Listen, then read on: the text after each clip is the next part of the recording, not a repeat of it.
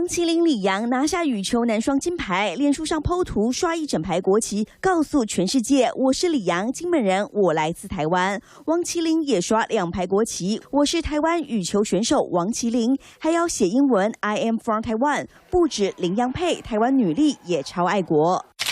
女子拳击黄晓雯挺进4强，确定至少铜牌入袋。她在脸书分享比赛照片，左手华丽刺青，超吸睛。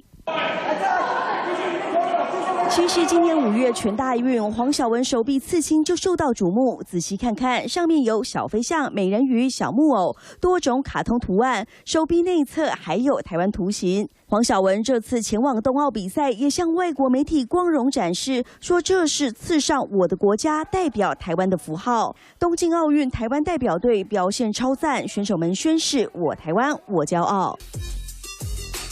有黄金右臂美名的田径标枪国手郑兆村，也在7月底分享练习影片，特别注明要让全世界知道这只手臂 Made in Taiwan。很欣慰啊！希望在台湾的，就是任何国际赛事上面，然后可以听到台湾的国歌，看到台湾的国旗。全民疯奥运，大家都想在冬奥会场看见台湾健儿超强战绩，拿牌的几率会很高，所以大家就会疯着想看这样。今天因为上班，所以可能就是看重播就好。看你的表现，重播也要看，是不是？哦，对。